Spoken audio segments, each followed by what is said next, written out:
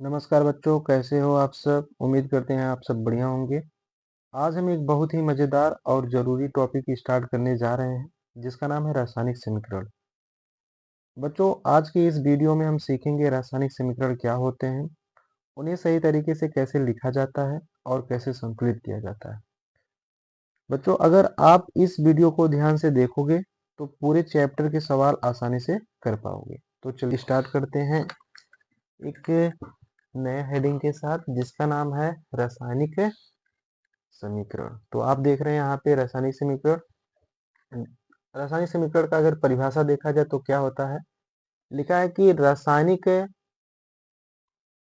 अपक्रिया को रासायनिक समीकरण द्वारा निरूपित किया जाता है।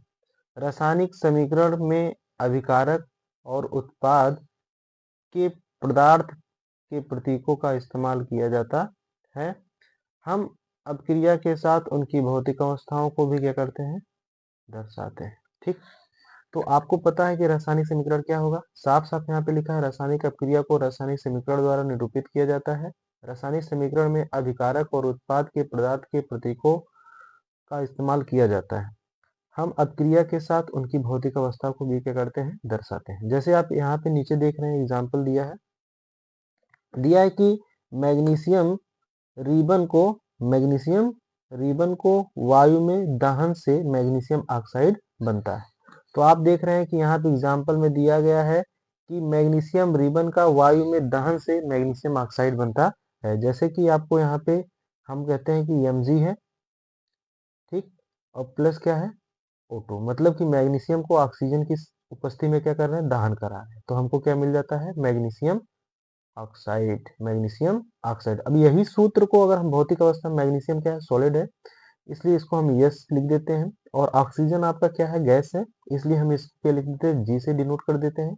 और मैग्नीशियम ऑक्साइड जो होता है वो भी आपका सॉलिड होता है, इसलिए इसको हम क्या करते हैं, यस से डिनोट कर देते हैं। तो आपके पास यहाँ पे जो सूत्र था उसको हमने क्या कर दिया, भौतिक अवस्था में भी लिख दिया। ऐसे ही समीकरण को हम क्या कहते हैं, रासायनिक समीकरण। अब आपका अगला दिया है कंकाली समीकरण। कंकाली समीकरण क्या होता है, ऐसा समीकरण जो संतुलित ना हो, जो संतुलित ना हो उसे हम क्या कहते हैं, कंकाली समीकरण कहते हैं। ठीक, जैसे आपको पता है कि यहाँ पे दिया है क्या, कि आपके पास CmG है, ठीक, और O2 है, इन दोनों का हम रिएक्शन करा रहे हैं, तो हमको मिल रहा है MgO। ठीक, अब आप देख रहे हैं कि यहाँ पे मैग्नीशियम जो है वह, मैग्नीशियम में आप देख रहे हैं कि यह एक है और ऑक्सीजन यहाँ पे कितना है, दो है। ठीक, अब इस साइड आप देख रहे हैं कि मैग्नीशियम कितना है, एक है, और ऑक्सीजन भी क्या है, एक है। तो आप देख रहे हैं यहाँ पे ऑक्सीजन एक है, यहाँ पे ऑक्सीजन दो है, इसलिए यह समीकरण आपका जो होगा वह क्या होगा, संतुलित नहीं होगा। तो आप कहते हैं संतुलित का मतलब कि ऐसा समीकरण संतुलित होता है जिसके दोनों साइड क्या होते हैं। आप देख रहे हैं यहाँ पे जैसे मैग्नीशियम एक है, यहाँ पे मैग्नीशियम एक है, ये बात तो सही है, ठीक है। और देख रहे हैं यहाँ पे एक है तो यहाँ पे एक है, तो बराबर, ठीक। लेकिन ऑक्सीजन यहाँ पे कितने हैं, दो है, और यहाँ पे ऑक्सीजन क्या है, एक है, इसलिए यह समीकरण आपका क्या होगा, संतुलित नहीं होगा। तो आगे हम देखेंगे कि इक्वेशन को कैसे संतुलित किया जाता है, कैसे बैलेंस करते हैं, जो कि आपके बोर्ड एग्जाम में हर बार इक्वेशन को बैलेंस करने के लिए दिया जाता है। तो बच्चों, आपका अगला टॉपिक जो रहेगा बहुत इंपॉर्टेंट है, उस चीज को आप बहुत ध्यान से समझेंगे, जो कि आप कह सकते हैं कि 100% चांस है कि आपका जो क्वेश्चन मैं कराऊं वो क्वेश्चन आपके बोर्ड एग्जाम 2026 में देखने को मिले। तो इसलिए इस वीडियो को आप मिस नहीं करेंगे। इस वीडियो को बहुत ध्यान पूर्वक आप अच्छे से देखेंगे और सारी चीज को समझेंगे, जैसे जिससे आपको कोई दिक्कत ना हो। ठीक, तो आइए चलते हैं, मिलते हैं आपसे यहाँ पे समीकरण को कैसे संतुलित किया जाता है। ठीक, जैसे आप देख रहे हैं कि यहाँ पे दिया है HNO3, और फिर उसके बाद दिया है CaOH का ट्वाइस, फिर इसका रिएक्शन कराने पे हमको मिल रहा है CaNO3 का ट्वाइस, ठीक, उसके बाद H2O। ठीक, बेटा आप इस चीज को कैसे, हम इक्वेशन को कैसे बैलेंस करते हैं।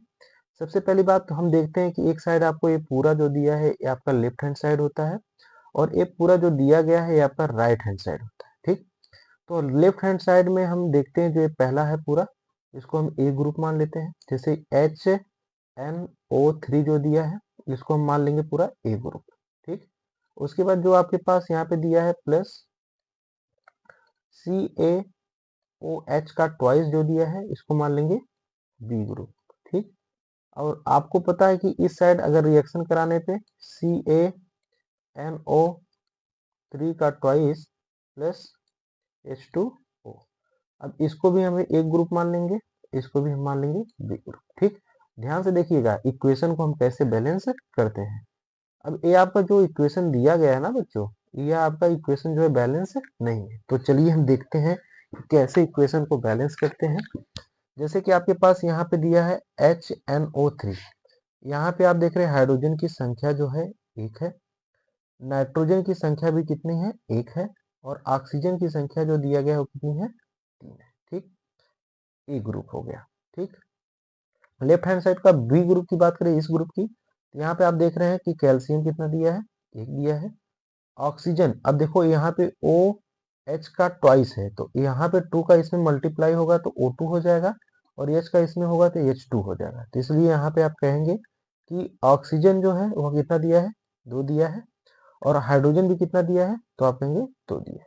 तो ये आपका हो गया बी ग्रुप। ठीक, यहाँ तक किसी कोई दिक्कत नहीं। ठीक, अब आप देखेंगे इस साइड राइट हैंड साइड की बात करेंगे, यहाँ पे आप देख रहे हैं कैल्शियम कितना दिया है, तो आप कहेंगे कैल्शियम एक दिया है ए ग्रुप में, तो हमने लिख दिया कैल्शियम एक।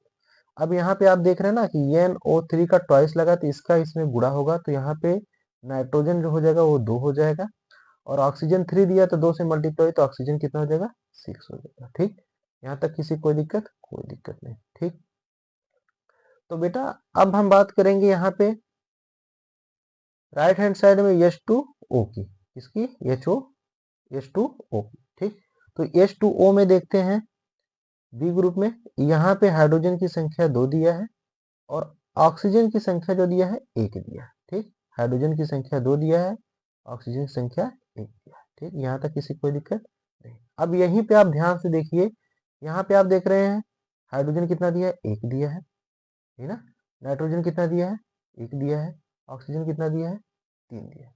अब यहाँ पे आप देख रहे हैं कैल्शियम 1 दिया है, नाइट्रोजन कितना दिया है 2 दिया है, लेकिन यहाँ पे नाइट्रोजन कितना है 1 है, तो इधर हम 2 से पूरे में क्या करेंगे मल्टीप्लाई कर देंगे।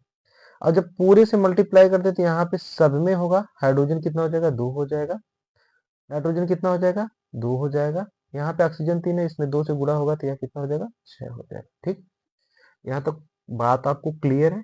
क्लियर है। ठीक, आगे हम देखते हैं। अब आप देख रहे हैं यहाँ पे कैल्शियम 1 है, ऑक्सीजन 2 है, हाइड्रोजन 2 है। ठीक, अब यहाँ पे आप देख रहे हैं कि हाइड्रोजन कितना है 2 है, लेकिन ऑक्सीजन कितना है 1 है, और भी आप देखें यहाँ पे ऑक्सीजन कितना है 2 है, तो इसमें हम क्या करेंगे 2 से मल्टीप्लाई करेंगे। जैसे ही आप 2 से मल्टीप्लाई करते हैं तो यहाँ पे हाइड्रोजन कितना होता है 4 हो जाता है, और ऑक्सीजन कितना हो जाता है 2 हो जाता है। ठीक, यहाँ तक बात क्लियर है? ठीक, अब हम देखते हैं यहाँ पे लेफ्ट हैंड साइड और राइट हैंड साइड। यहाँ पे हाइड्रोजन 2 यहाँ पे और 2 यहाँ पे, तो कितने हो गए 4। ठीक, और फिर इसके बाद आप इस साइड देखेंगे हाइड्रोजन कितने हैं 4, ये तो बराबर हो गया। अब नाइट्रोजन की बात करते हैं, नाइट्रोजन यहाँ पे 2 है, इस साइड भी कितने हैं 2 है, तो ये भी क्लियर हो गया।